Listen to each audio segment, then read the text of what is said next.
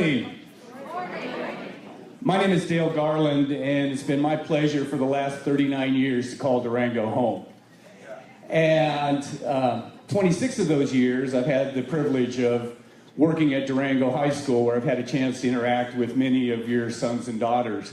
And I'd like to introduce two of the people who make my life pretty cool. And this is Ruthie Dixon and Stella Potemkin, and they'll be helping us today.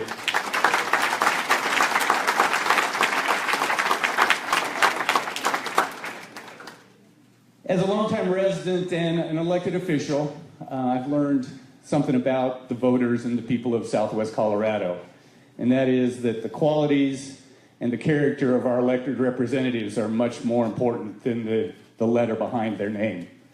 And so I don't think it's any surprise that we've stood solidly behind Michael Bennet to represent us to those who don't have the privilege of calling Durango and Southwest Colorado home. So without further ado, and with a great amount of honor and a little bit of Southwest Colorado pride, I'd like to introduce Senator Michael Bennet.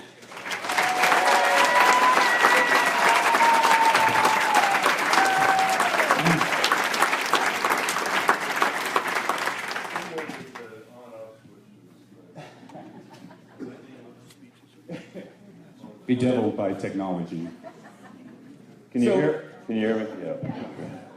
So before the senator takes your questions, if we could kind of go over a couple of ground rules. First of all, we don't mind at all that if you have your phone on and you're streaming this or recording this, that's perfectly fine. It's part of the transparent process that we all have come to appreciate about government.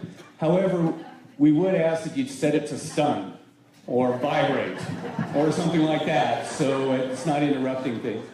Stella and Ruthie will help us, and what we'd like to do, you all had a chance to ask questions, write down questions, and I will kind of facilitate the process of calling up 3 questions at a time.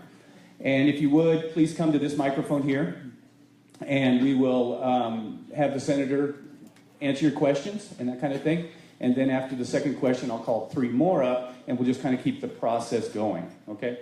If it's perfectly fine if your question has been answered or you get a little bit of stage fright or something like that to say, pass. That's perfectly fine. So, again, without further ado, Senator Michael Bennet. Thanks, everybody. Thank you, Dan. Thank you, ladies. Thank you. It's absolutely wonderful to see all of you. I don't know, where did Julie go? Julie, is she here? Julie Leapy-Duvall, who's now my state director, some of you know, is on the school board here. She's running the whole show for the state of Colorado. So whatever issues you have, whatever criticisms you have, I would direct you to Julie, please, your hometown person. She and I had a long debate, because this is the first set of town halls that we've done together. Does this sound terrible? No. All right. We've done I keep moving it down my shirt, I don't know. This is the first set of town halls we've done together, and I insisted that we do this at the library here. This is perfect, it's good. Yep, it's good. That we do this at the library here, where I did my first town hall almost 8 years ago in Durango, because there was no way that we would fill this room. And we have filled this room, and I will tell you also that we've done now in the last day town halls in Colorado Springs and Pueblo and Alamosa, and now here I'm on my way up to Delta and Grand Junction, and this is as many people as we have seen in the other town halls combined. So congratulations.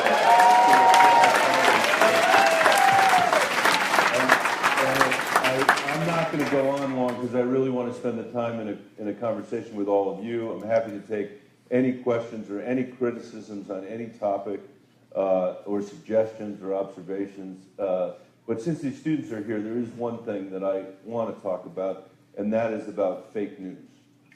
And, Dale is not just a distinguished mayor, but a distinguished teacher of young people. And are there other teachers here today?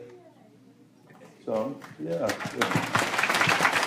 And I've met with students off and on all the time. I mean, since I've been a senator, because of my job before this, being superintendent of schools, something I care deeply about their education, and I care about it a lot in this era because they're seeing politicians in Washington denigrate journalists, denigrate the free press, claim that, in the case of the White House, that journalists are not covering terrorist acts, which requires the newspapers to then publish again the stories that they had already published reflecting these terrorist acts.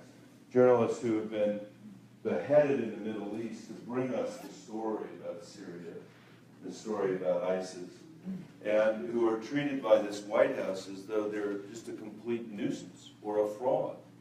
And the answer from the White House, which doesn't want to subject itself to the scrutiny of edited content, is to call this fake news and to say that operations like CNN and the New York Times and others can't come to the press briefings.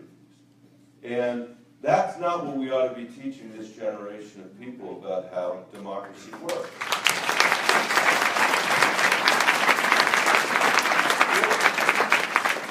Fortunately, nor should we be telling them that it's appropriate to attack the judiciary, an independent branch of government. And they know this already because there's no way they would put fake news into their term papers. Because their teachers are telling them there is a difference between edited content that somebody is vouching for on the internet and somebody's idea that is just cast on the waves of the internet to find its way, if you're unfortunate or unlucky, into your term paper or into our politics. And the reason I just want to start there because you guys are here, you understand what I'm saying. But I think it's incumbent on all of us now, no matter what role we play in our community, to make sure that we carry forward a set of perspectives and traditions in this country when it comes to our politics and when it comes to the free press. And I think if we do that, there's no question in my mind that this republic is going to survive what's going on right now. And I want you to be optimistic about that. There are a lot of people that are worried, and I'm worried about a lot of things. But I don't have trouble getting out of bed in the morning to go to work these days. And nor should you. And I'm just so grateful to be back here.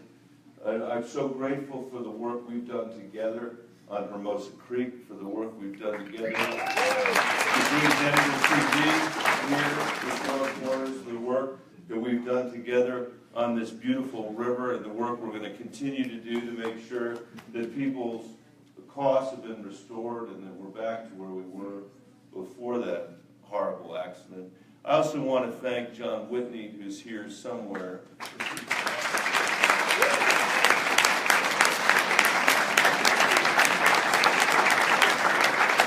For his leadership. There isn't anything that I've touched that relates to the Hermosa Creek or the Dolores or the San Juans or to Continental Divide that doesn't have John Whitney's hands all over it. So we all owe him a great debt of gratitude. All right, that's all I have to say. Let's get it going. Okay, thank you, Senator. Thank you. Gary Rotman and Jason, and I hope I don't mess up anybody's names. If I do, please excuse me. Jason Meininger and Charity Arango. So if you would please come to the microphone and... Or yell, whatever you want to do. And we're doing this so that there's no screening of anybody's questions. We just... Always things to be little. So as you heard, I am Miss Durango of Durango. Well, I can yell. I don't even need this thing. Yell. It's above me anyway. use the microphone. Okay. So my concern is the federal government is not exactly doing what I want it to do.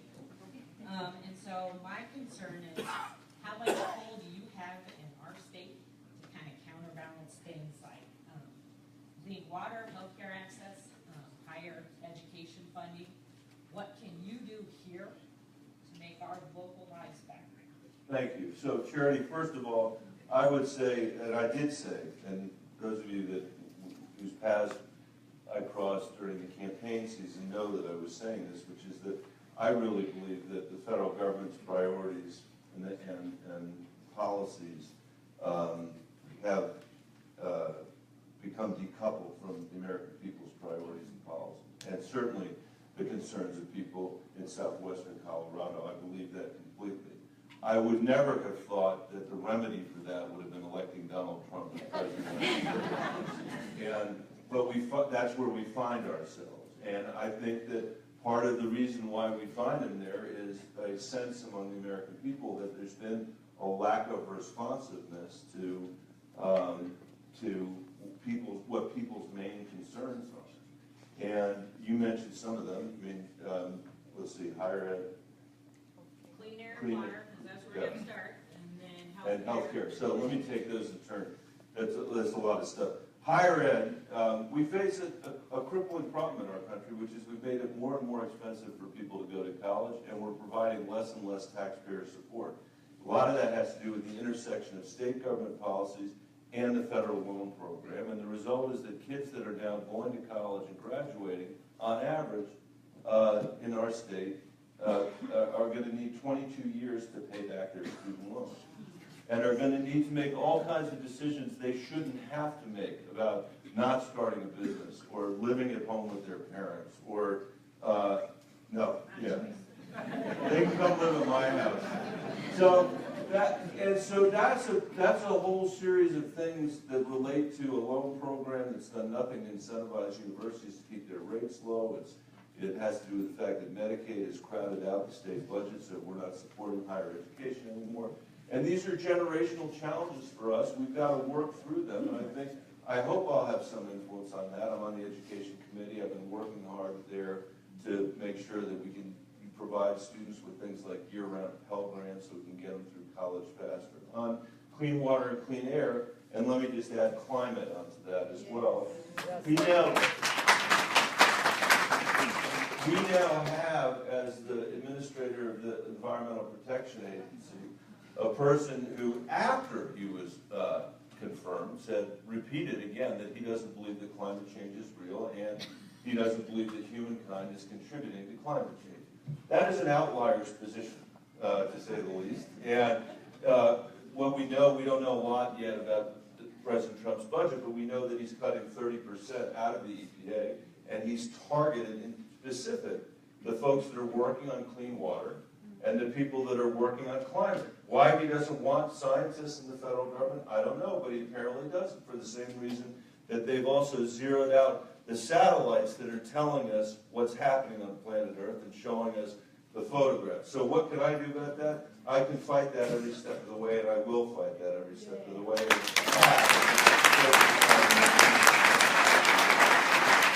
I'm going to touch on healthcare too, since you raised that. We face a crisis in rural Colorado on health. We're having a struggle in urban Colorado, but it's a crisis in rural Colorado, even with the Affordable Care Act. And my knock on the Affordable Care Act, before I get to this, is based on having people in rural parts of the state come up to me and say, Michael, you required us to buy health insurance as part of this deal. And it's the first time anybody's required us to do anything. And it's really expensive because there's not competition where I live. And many people say to me, and I make enough money, thank goodness, on some level, but I make enough money that I don't qualify for the subsidies that you guys have in your bill. And because there isn't any competition for my business, the deductible is so high that when I actually need the insurance, nothing's there for me. So you're forcing me to buy something that's useless to me. I think that's a fundamentally constructive and correct critique of the bill that I voted for. And I think we need to find a way to fix that. I have supported and I continue to support a public option for people in our state so that they don't have to buy private insurance if they don't want to buy private insurance. But I'll tell you, and I promise my other answers won't be this long, but your question, you had 3 questions, not 1. But I know this will come up. But listen, I would never have imagined, really, honestly. I mean, I understand the rhetoric, and I understand the base, and I understand all that stuff, but I would never have imagined that the House Republicans supported by President Trump, seeing what's happening to healthcare in this country, would have not only not tried to solve the problem, but go dramatically in the other direction. And ensure, if it passes, that 24 million people that would have insurance under the current plan won't have insurance. And propose to the American people, after the president has run the populist campaign that he ran, about how this was all about the people, that he would propose, and they would propose, right out of the gates, as their health care policy, massive tax cuts for the very wealthiest Americans, masquerading as a terrible health care bill. But that's what they've given us. And they talk about how how it's fiscally responsible because it reduces the deficit over time by $337 billion. The reason they're able to do that is they're shifting the whole responsibility, or $900 billion, to be precise, $880 billion of Medicaid responsibility to the states and local communities like this one, where you're going to have to decide, how do we provide health care for people in our community that in some ways need it the most? I looked at some numbers last night. I think in La Plata County, you're over 70% private insurance. In the counties I came from yesterday, in the San Luis Valley, a lot of those counties are in the 60s in terms of their Medicare and Medicaid county. And in our state, there's this huge assault on Medicaid and creating this whole class of people that don't work. You look at who's on it in our state, over half the people that are on it are children. So I actually think they should be in school, not working, but they should have health. And a bunch of other people are people that have spent down their life savings and now are in nursing homes, in long-term care, having Medicaid paid for them. And then the rest are working people, mostly, who aren't paid enough by their employer to have health care. So I don't think we should settle for having one of the worst insurance systems of any industrialized country in the world. We have to find a way to come together to fix that. And the good news is there is no way this thing's going to get through the United States Senate. There's no way.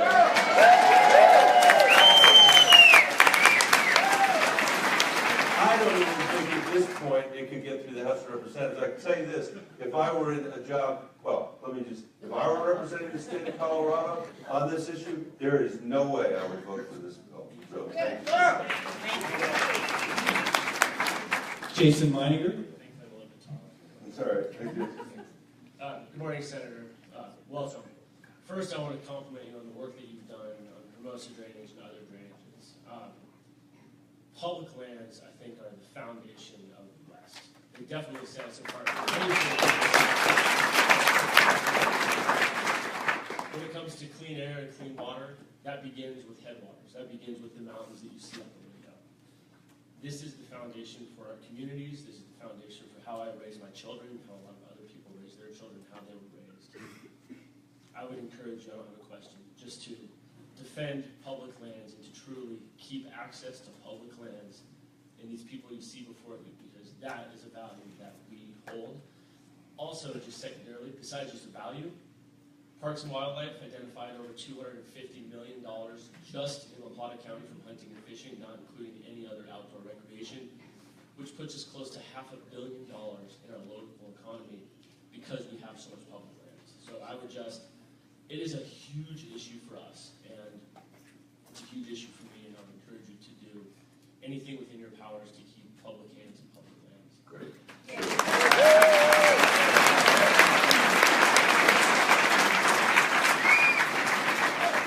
I just want to respond to that by saying that I believe the process, it was very, very well said, I think the process that led to Hermosa Creek, I mean, you should understand what you guys achieved with that, because it's not like we're passing bills containing wilderness every day in the Congress.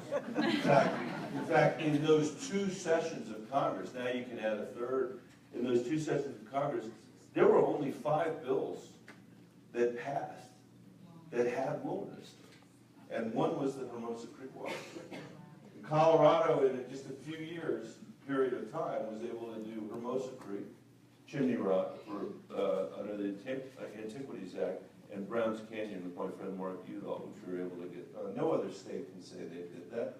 And it's a reflection on the collaborative spirit that people have here. And I think we've established a model here for work on public lands throughout the West, if not throughout the country.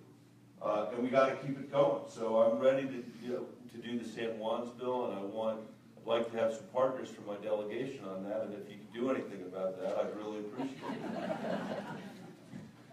Either by getting people to sign on, or maybe running against them to get them to sign on.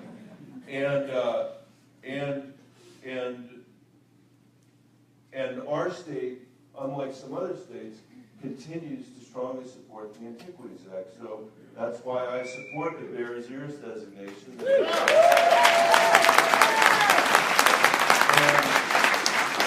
And that's why your Governor John Hickenlooper and I and my colleague Cory Gardner all signed a letter after the Outdoors Recreation Show said, we're going to find a new home, Utah, if you're not going to support public lands like Bears Ears. And he said, come to Colorado.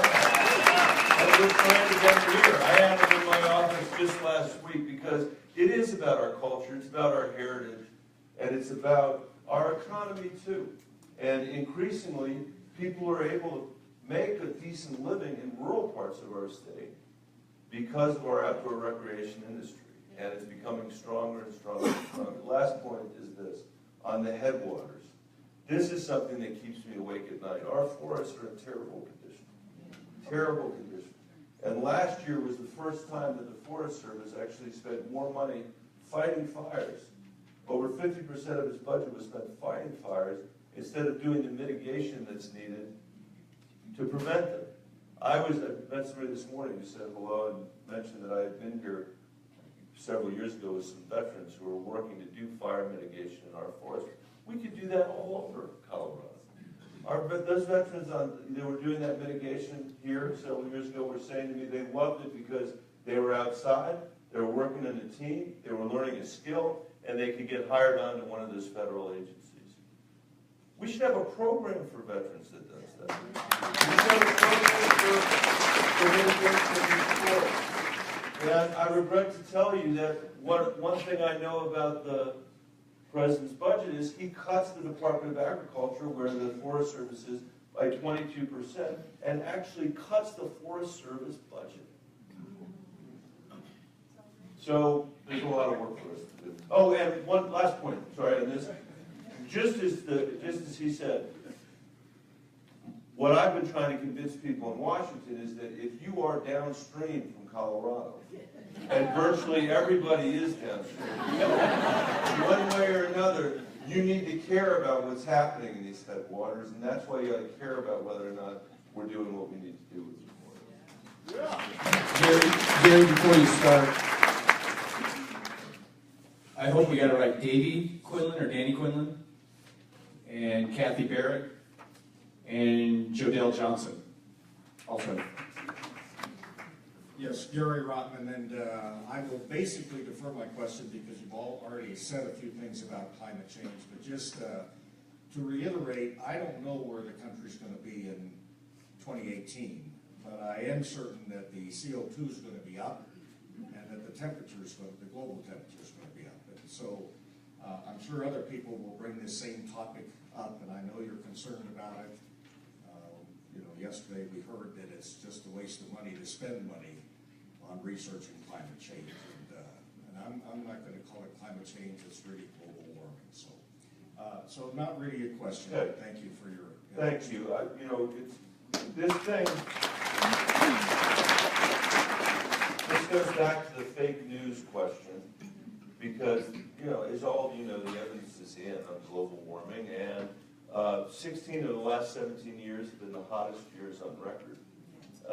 It's really nice to travel Colorado in this weather, but when I came over the hill yesterday to get down into Alamosa and looked around, I think it was March 16th, I was expecting to see snow everywhere, and there isn't any snow. And in Washington, I was shaving one morning. It's probably too much information, but I looked out of my window on Capitol Hill, and there was a tree that was blossoming 6 weeks before these blossoms are supposed to be out in DC. So this is something we really need to fight, and I think we need to fight it on 2 grounds, and I'll stop. One is on the science, and on the fact that we know Colorado believes all this is real. And Colorado Republicans, the majority of them, believe that climate change is real.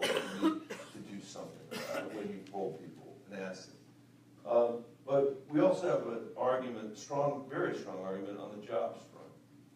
And I'm going to fight this administration like crazy in its effort to destroy Colorado jobs, not increase Colorado jobs through its climate policies. We will meet this test. The thing that as a country, we've made a lot of progress, although they're trying to roll it back. The idea that he would go to Detroit and say that we got an urgent thing for our industry is to roll back the fuel standards. When the auto industry is already going to meet those fuel standards, and when in order to be competitive in the world, unless you're living in a place in the developing world where nobody has time to care about the quality of their air, it's crazy that you would go. So we'll fight it and fight it and fight it. Yes. I would represent the group Compañeros, which is the Four Corners Immigrant Resource Center.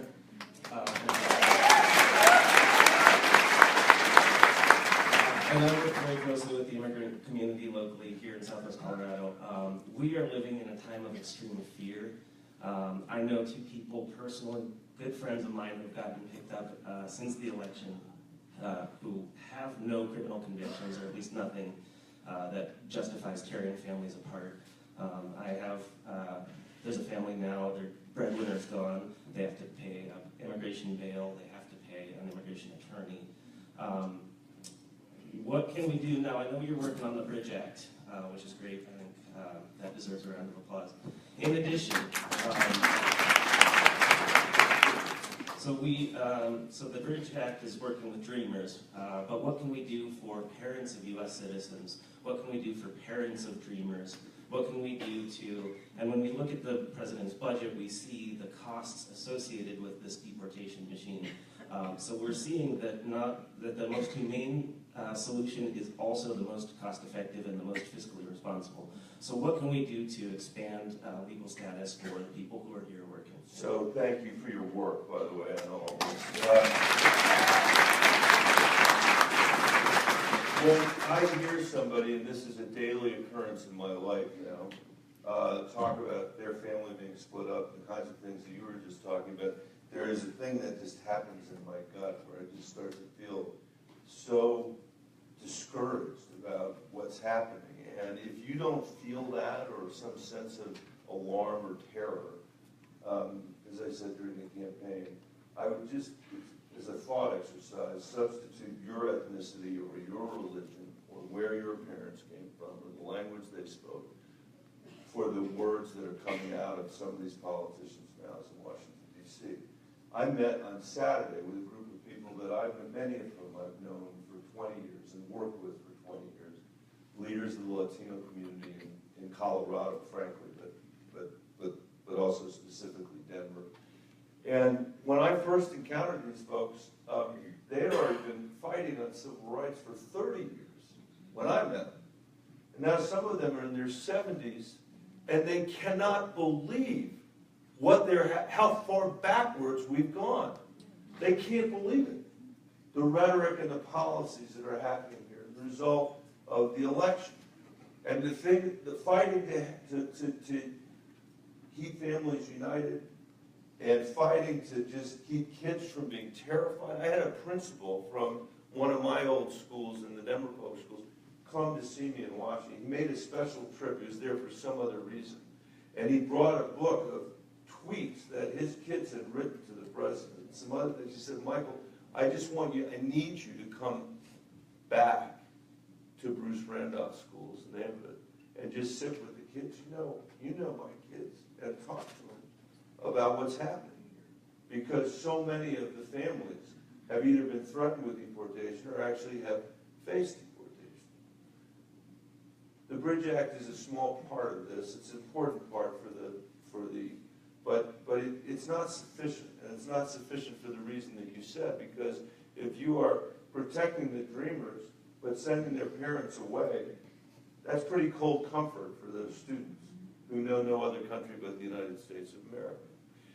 So I had hoped, and as a member of the Gang of Eight who wrote the immigration bill in the Senate, 4 Democrats and 4 Republicans who spent 8 months working on that legislation, that was going to be the answer. And it was, of all the things that I've worked on since I've been there, in some ways it was the most complex. But the American people would have been so proud to see the people working on that thing, because it was Democrats and Republicans trying to solve each other's problems rather than create problems. And you'd hear Chuck Schumer say to Lindsey Graham, we can't ask you to do that because the Chamber of Commerce will go crazy. And you'd hear John McCain say to Dick Durbin, we can't ask you to do that because the AFL-CIO will go crazy. It was, people were working together for a result. And I can tell you, I've been in a lot of places, it may surprise you to learn this, where people have said to me, there's no leadership in Washington, you guys suck, we can't stand any of you, why can't you get along?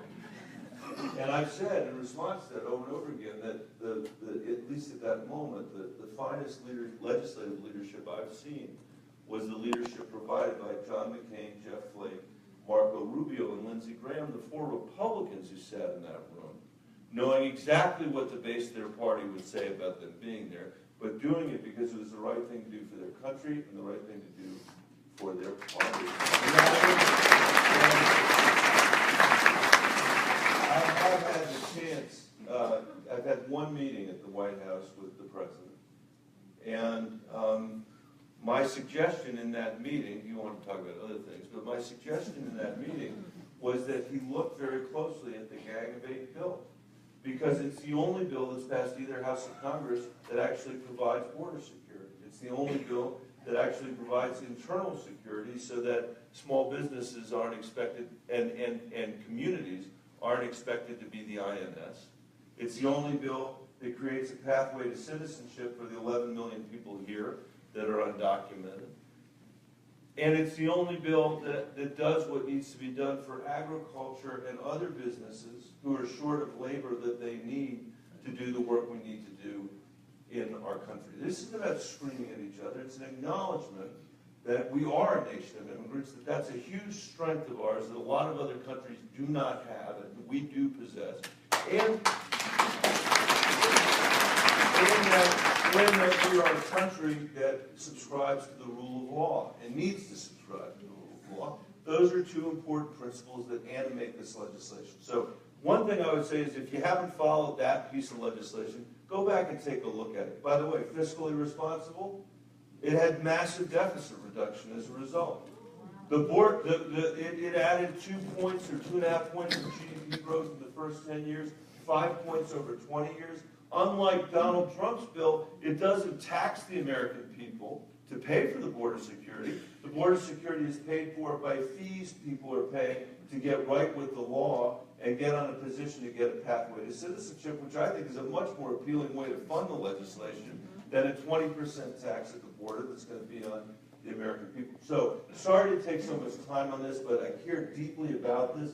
And I would say, and I said over and over again during the campaign, that there is nobody who could say these kinds of things about immigrants and attack our pluralistic traditions and our nation's history and get elected president. And I was totally wrong about that. I was totally wrong about that. And even in the context of that campaign, I was saying it is incredibly important for people to reach out and tell someone else that might be worried about this that they're welcome here and that their work is appreciated here. Their studies, if they're a student, are appreciated here, and that somehow we're going to get through this. And I think that's even more important today. This threatens to divide us in ways that the American people are not divided. The first people to sign on to what was called the Colorado Compact, which was 6 principles of immigration reform that then informed the work that we did in Washington on this bill, was Club 20. Because the farmers and ranchers in Club 20 know that their livelihoods depend on our figuring this out. So I appreciate the work you're doing. I appreciate your raising it. I hope all of us can do our part to make sure we reinforce what our traditional American values is.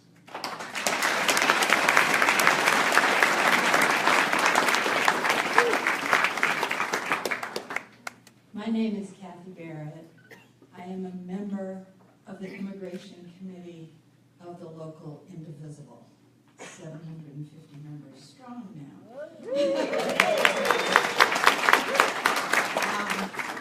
And so the previous conversation makes me change my question.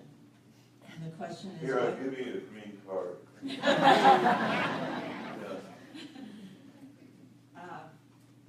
okay, so I'm changing my question to ask you, what can you and what can we do to see the Gang of Eight bill truly be a reality and prevent the complete elimination of anything that speaks towards or for any kind of human rights from this president? Okay, well, let me add because I didn't in the list, so you give me the opportunity to do it. What can you do? Go look at it. I suggested that again. If it interests you, let's start building a coalition to support it again. It's a better answer than the answers that he had. This wall paid for by these taxes is not an answer to our immigration issue. And if he would just, I asked my colleagues who were Republicans, what do you know that John McCain and Jeff Flake don't understand about the border? They are Republicans from Arizona who not only had to go back and justify voting for the bill, they had to go back and justify writing the bill. John McCain just got reelected even though he wrote that bill. There's a tension in that party that has to be resolved in the impulse toward human rights and toward immigration. And I told you it took 8 months to write that bill, and I can tell you that tension was there because we could have gotten the bill done in 4 months, but we had to leave time every single time we sat down for these guys to talk about what they thought about Ted Cruz. And until we got through that, we couldn't bear to get it off their chest because they knew what he would say about them being there. And he knew he was running, they knew he was running for president. But let me mention one other thing on this subject, because I hadn't earlier. And that is, this refugee ban that the president has put in place is one more thing that's not going to do anything to keep us safe. And 2 courts have already said it's not constitutional. So this is another area that we've got to make sure we're focused on, and I think the American people are with us on this. So thank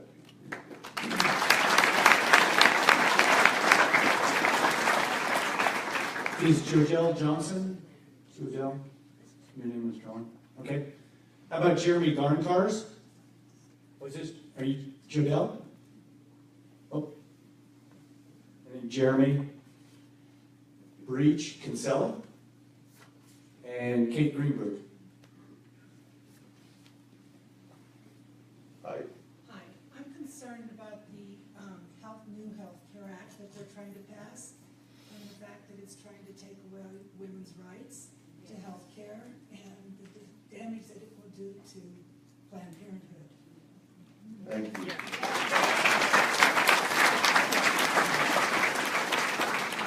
I'll be brief on this.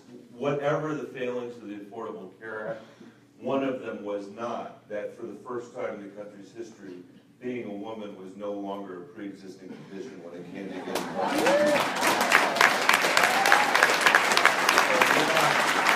We're not going to go backwards on that. And then, the obsession in that Congress with Planned Parenthood, which is something that I've seen day after day after day for the 8 years that I've been there, again, is something we will defeat.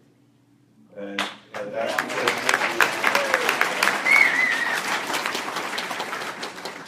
that's the shortest answer I've given in 2 days because it's so obviously correct. Thank you very much. Thanks. Jeremy? Greetings. Greetings. Or thanks. Someone stole my thunder earlier on public lands, so thank you for everything you've done on public lands. leadership on land and water conservation fund is huge. So we are now facing another threat on this methane rule that you're aware of, that the Senate is threatening to use this Congressional Review Act to do. So I was wondering if you could talk a little bit about that and what you can do to make sure that doesn't happen. Yep.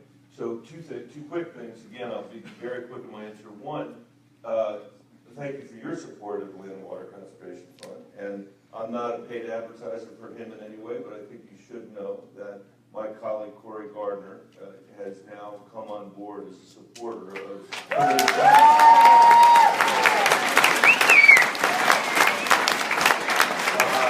Second, we will fight this methane rule. Colorado has the strongest methane rule there is in the country. We were the first to do it. And I don't think they have the votes to bring it to the floor. They haven't been able to bring it to the floor. If they do bring it, we'll fight it. But I don't think they'll get the votes to do it. So thank you.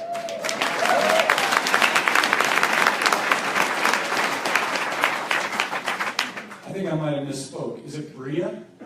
Bria Kinsella. Good morning, my name is Bria. I'm a youth educator here in town. With the proposed budget, Donald Trump has promised to,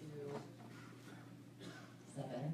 Yeah. Has promised to cut funding for community programs, as well as this new lovely idea about cutting free lunches. A lot of our community programs here in town actually focus on kids who can't afford lunch.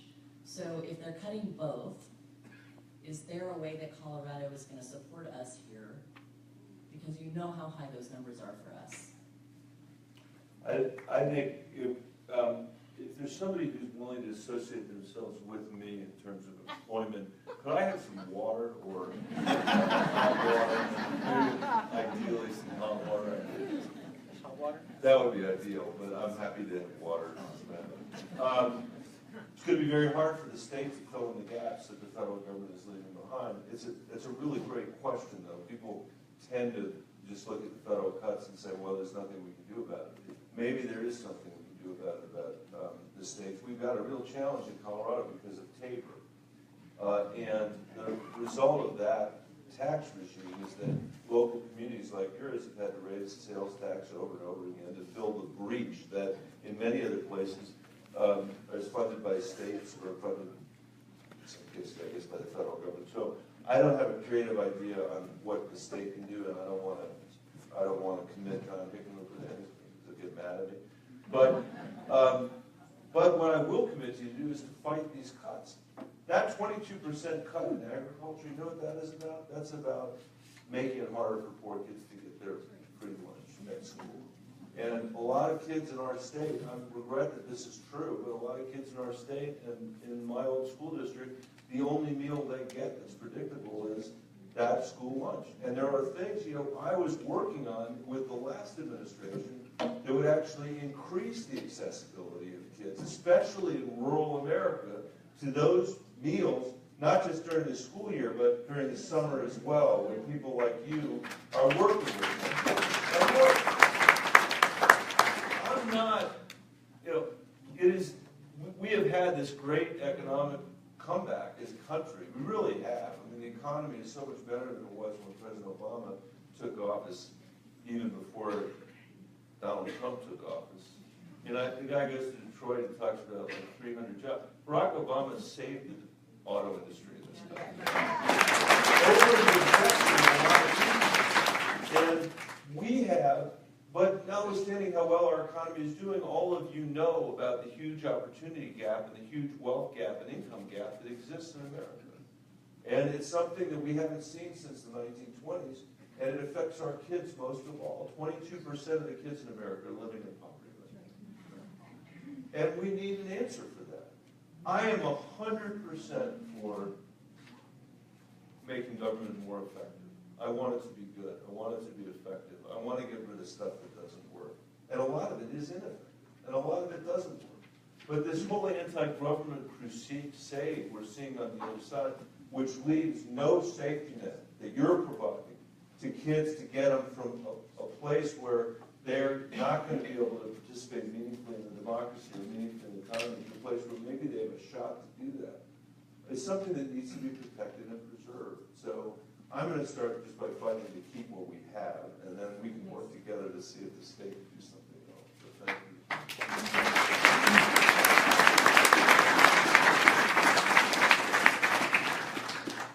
Kate? Hi there, Senator. Hi. Thanks, sir. Thanks for coming down. Thanks for letting me. I work with an organization called the National Young Farmers Coalition, and we've partnered with your office and yourself previously and look forward to continuing that relationship, so thank you.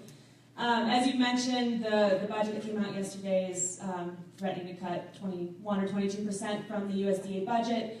It's not only the food support, the SNAP side of the Farm Bill and the USDA budget, but it's also conservation title, it's technical assistance, really the work in the USDA that directly supports family farmers. We also don't have a Secretary of Ag yet. It was the last nomination to be made for the Secretary seat. So I'm just wondering what you're looking, what you're going to be doing to support family farmers in this next Farm Bill and with the administration. Thank you so much for your work with us and your office.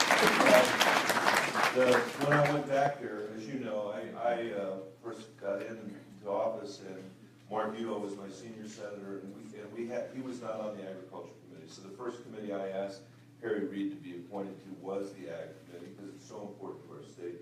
I also will confess to you that at that time I knew absolutely nothing about agriculture. I thought it was important for me to learn about it, and I've learned a lot since. It's a great committee, actually, because it's not partisan. We have regional differences, but they're not differences really between Republicans and Democrats. And we were able to produce a farm bill, for example, that actually, I think it's the only committee that produced real deficit savings, and that was the Ag Committee. Nobody else did their job. We will work to defend this bill, or defend our bill. I know the Republicans will as well, and the Democrats. And I am the ranking member on the Conservation Subcommittee. As you may remember, last time we worked very hard to change the rules to allow family farmers to count more of the value of their land toward transactions with other parties to create easements on that land, to create permanent easements so the farmland stays farmland, and so the next generation of Coloradans has the chance to be able to farm that land. One of the real and then it's working well. One of the challenges that we face for young farmers in our state is that land prices are so high here, and it's very hard for people to get started. And these farm bill programs are a very important way for younger farmers to get financing. So look forward to our continued work together. And this also is the thing we need to figure out as a country, and that is where I often talk about we got to find out where the next generation of teachers is coming from, and we do. We also need to figure out where the next generation of farmers is coming from as well. And it's a big piece of work.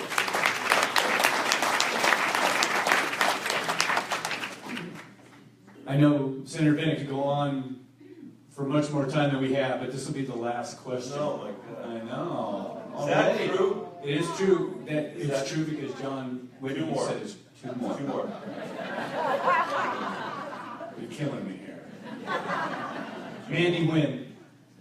Mandy? Aye. And Honor Reynolds. Good pass. I'll ask the question then. Hi.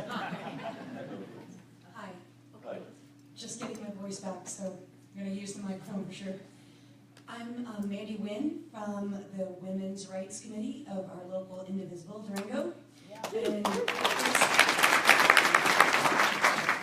one of our biggest main concerns and question that we had directly for you is if anything like this budget goes through, even something new is proposed, and Planned Parenthood is defunded, what you see that we as Coloradans can do to protect our Colorado Planned Parenthoods, and at what level we can operate on the state to try and protect that.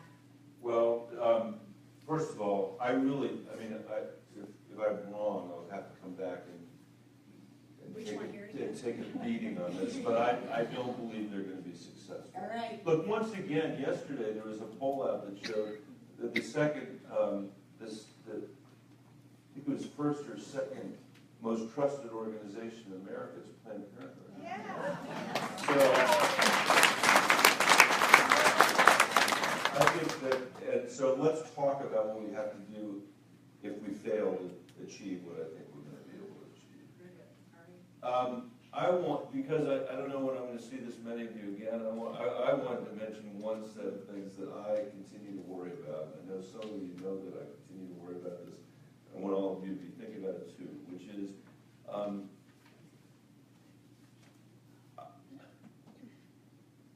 because it just didn't come up. We are doing ourselves a terrible disservice as a country, I think, by not providing kids access to early childhood education from ages 0 to 5.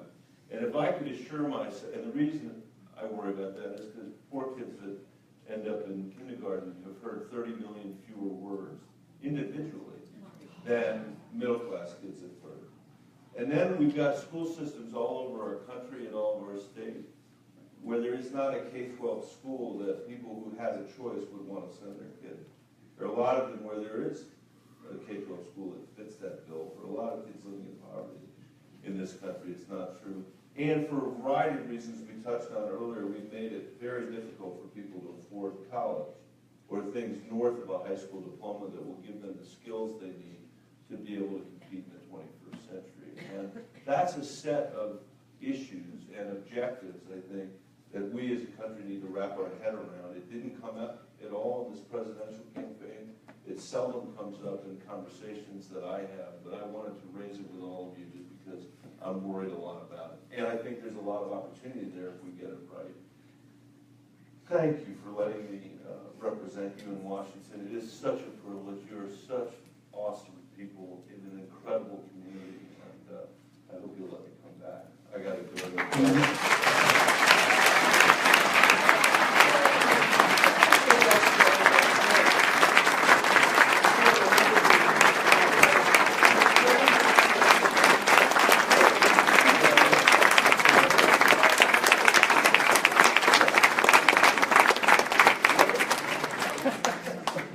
That was so nice that God witnessed that I could do one or two more.